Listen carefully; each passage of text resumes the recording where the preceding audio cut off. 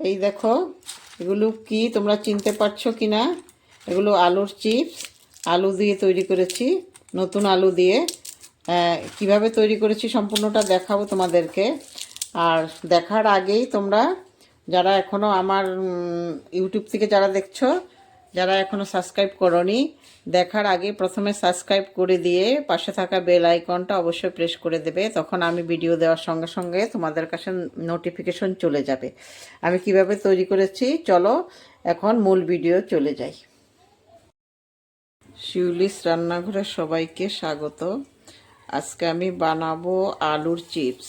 এই জন্য 4টে আলু নিয়ে নিয়েছি।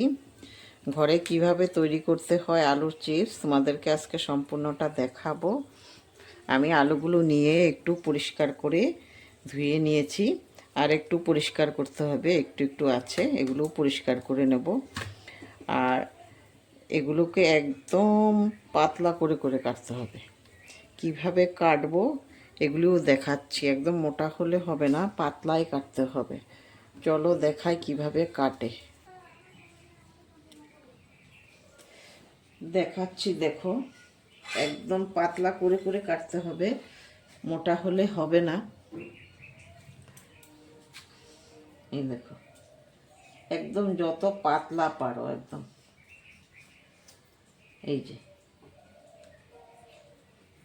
একদম আস্তে আস্তে করে এইভাবে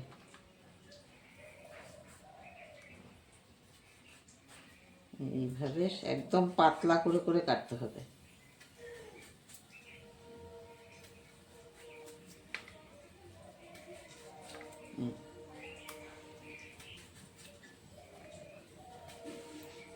এইভাবে আমি সব আলুগুলো কেটে নেব পাতলা করে করে।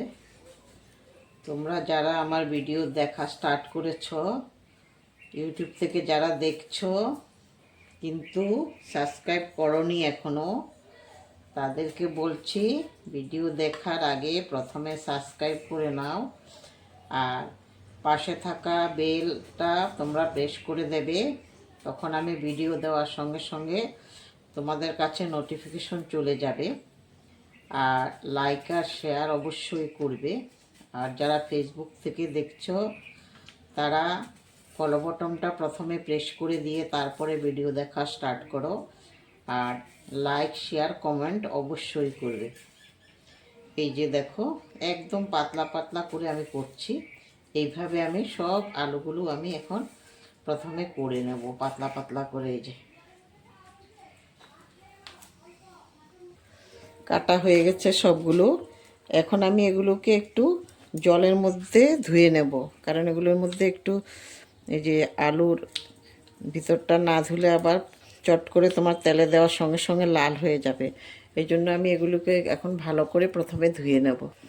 পরিষ্কার করে ধুয়ে নিয়েছি। এখন আমি কিছু বরফ লাগবে, বরফ আমি নিয়ে নেব। এই যে ফ্রিজের থেকে এনেছি, এখান থেকে আমি কিছু বরফ নিয়ে নেব। বরফের জলের মধ্যে প্রথমে রাখবো আমি এগুলোকে। এই যে বরফ নিয়ে নিয়েছি। এখন আমি এটার মধ্যে পাতিলেবুর রস দিয়ে দেব। একটা পাতিলেবু নিয়েছি, একটা পাতিলেবুর রস দিলেই হয়ে যাবে। পাতিলেবুর রসটা আমি ভালো করে চিপে দিয়ে দিচ্ছি এটার মধ্যে। আর তোমরা যদি বরফ না থাকে তাইলে ফ্রিজের জল দিলেও হবে। ফ্রিজের জল থাকে না বোতলের মধ্যে, ওইটা দিলেও হবে বরফ না থাকলে।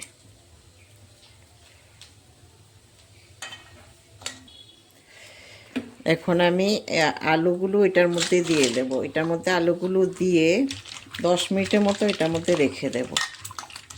এই জলের মধ্যে, বরফ জলে আর পাতিলেবুর জলের মধ্যে আমি 10 মিনিটের মতো রেখে দেব এগুলোকে ঢেকে।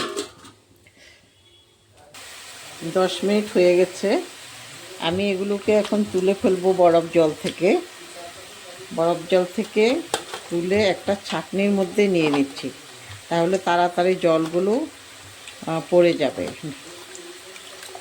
এই জন্য একটা ছাঁকনির মধ্যেই নিয়ে নিচ্ছি। জলটা ঝরুক, তারপরে আমি এগুলোকে আবার একটা কাপড়ের মধ্যে বা পেপারের মধ্যেও মেলতে পারি, কিন্তু তোমরা রৌদ্রে দেবে না, রৌদ্রে দিলে ভালো হবে না। ফ্যানের হাওয়ার মধ্যে রাখতে হবে এগুলোকে।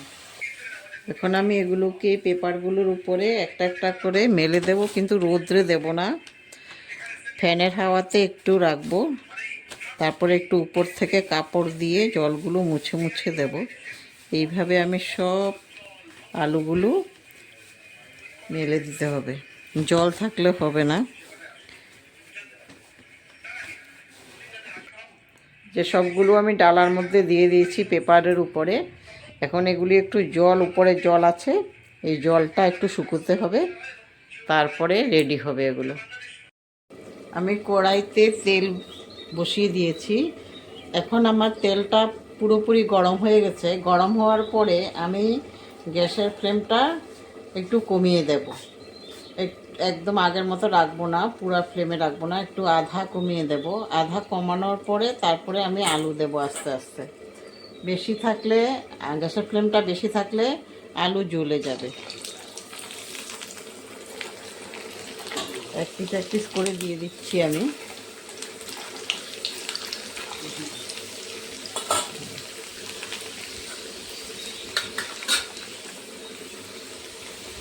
এইভাবে তোমরা একবার ঘরে বানিয়ে খাও, খুব ভালো লাগে। বাজারের থেকে তো ভালো হবে নিজের ঘরে বানালে। তোমরা একবার বানাও, আর আমারটা কেমন হয়েছে বলবে। আর তোমরা বানানোর পরে তোমাদেরটা কেমন হয়েছে সেটাও বলবে।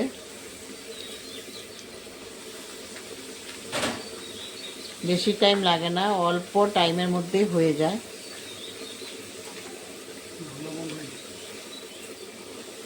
এই দেখো সবগুলো হয়েই গেছে ভাজা। আগুনটা একটু কম করে দিতে হয়, না হলে পুড়ে যাবে। প্রথমে তেলটা একটু ভালো করে গরম করে নেবে।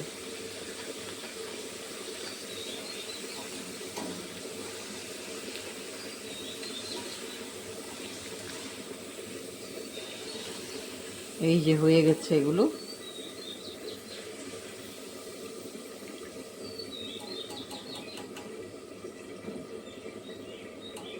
আমি এইভাবে সবগুলো ভেজে নেব।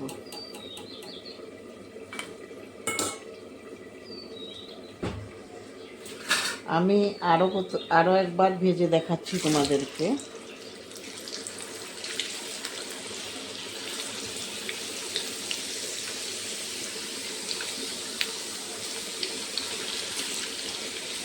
একসাথে বেশি দেবে না, বেশি দিলে ভালো হবে না। কড়াইতে যে কয়টা হয় চারদিকে ওই কয়টাই দেবে, বেশি দিলে ভালো হবে না।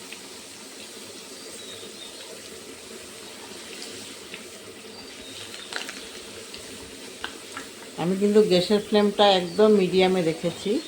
প্রথমে তেলটা ভালো করে গরম করে নিয়েছি, তারপরে মিডিয়ামে রাখতে হয়, নাহলে একদম পুড়ে যাবে, মুচমুচে হবে না।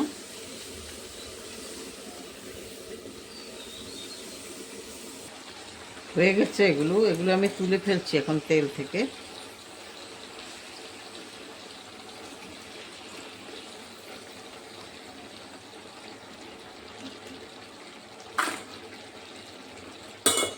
এইভাবে আমি সবগুলো ভেজে ফেলবো।